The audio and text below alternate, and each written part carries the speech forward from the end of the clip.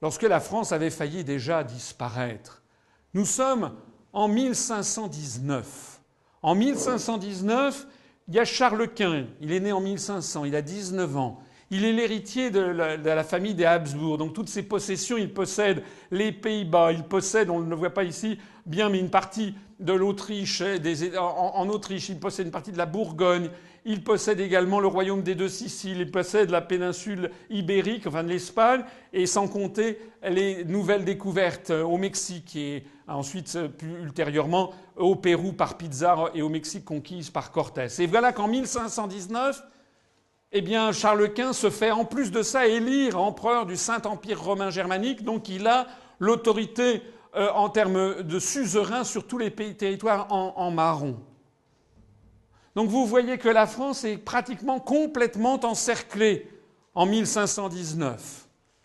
Et en plus de ça, alors que François Ier a essayé de faire alliance avec le roi d'Angleterre Henri VIII, avec l'entrevue du camp du Drap d'Or, eh bien, Henri VIII finit par choisir le camp de Charles Quint. Donc la France est complètement encerclée. La France risque de disparaître, d'être étouffée par la stratégie de l'encerclement de Charles Quint et de son empire. Alors que va faire à ce moment-là François Ier ? Eh bien, il va nouer des alliances d'abord avec les princes protestants allemands, puisque fort heureusement, il vient d'avoir un schisme qui vient d'éclater. Luther, en Allemagne, publie les 85 thèses, vous savez, sur son église à Wittenberg, et donc il lance la réforme luthérienne. Et des princes, notamment dans l'équivalent actuel de la République tchèque, des princes vont embrasser la nouvelle hérésie.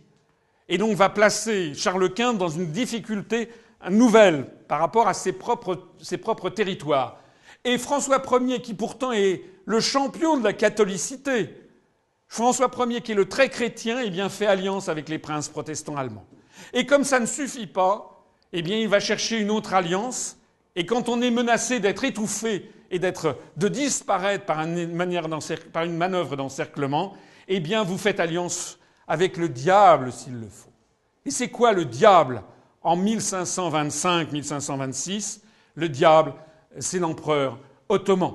C'est le grand turc, c'est le chef de l'islam. C'est celui qui menace l'Europe entière de submersion par la foi de Mahomet. Eh bien, François Ier décide de faire alliance avec Soliman le Magnifique pour desserrer justement, et il y parvient, cet encerclement de l'empire de Charles Quint, qui va d'ailleurs, après ça, Charles Quint se retirera dans un monastère, comme vous le savez, puis le protestantisme va se développer. Soliman va donner à la France les échelles du Levant, la protection des chrétiens du Levant, et donc c'est ces alliances de revers qui vont sauver l'indépendance de la France. Au grand scandale de la chrétienté, le très chrétien, c'était la titulature officielle du roi de France, Christianissimus, le très chrétien fait alliance avec les princes protestants allemands et avec le grand turc. Eh bien, c'est à ça que pense Charles de Gaulle en 1963, lorsqu'il voit que les Allemands lui filent entre les doigts et eux vont faire alliance avec les États-Unis. Parce que de Gaulle, en 1963, il se trouve, je reprends la même carte que pour Charles Quint, il se retrouve dans cette situation.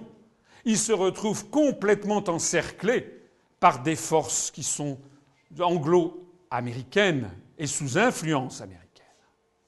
Et donc, eh bien, il va faire comme François Ier, il va faire alliance avec le diable s'il le faut. Et le diable en 1963, 64, 65, c'est qui ? Le diable, c'est d'abord les pays latino-américains, qui sont un anti-yankee. Le diable suprême, à l'époque, c'est Mao Tse-tung, c'est la Chine populaire. Et puis l'autre grand diable de l'époque, c'est l'Union soviétique. Et donc De Gaulle va faire alliance ou va nouer des liens avec tous ces pays à grande fureur, à la grande fureur non pas de la chrétienté, mais de ce que j'appellerais l'américanité. De Gaulle va reconnaître diplomatiquement la Chine de Mao Tse-tung, va inventer la politique de détente avec l'URSS, au grand scandale des États-Unis d'Amérique. Et donc nous allons avoir cette scansion incroyable d'événements qui vont se succéder au long des années 64, 65, 66, 67. En janvier 64, De Gaulle stupéfie la planète en reconnaissant la Chine communiste de Mao. C'était pas qu'il était devenu communiste ni maoïste, pas plus que François Ier n'était devenu musulman. C'est simplement parce qu'il avait compris qu'il lui fallait des alliances de revers. Et on voit ici la une du Canard enchaîné, enfin la page 8 du Canard enchaîné, en disant c'est bien lui, le Deus ex machina, montrant que l'admiration secrète que les gens en France avaient par rapport à ce coup de poker extraordinaire qu'avait fait De Gaulle en reconnaissant ce pays qui, comme vous le savez, il était interdit par les Américains de reconnaître la Chine de Mao. Depuis 1949, tous les pays occidentaux avaient l'interdiction par Washington de reconnaître la Chine de Mao Tse-tung. Comme aujourd'hui, les pays occidentaux n'ont pas le droit de faire des alliances plus poussées avec Cuba, ou avec le Venezuela, ou avec l'Iran.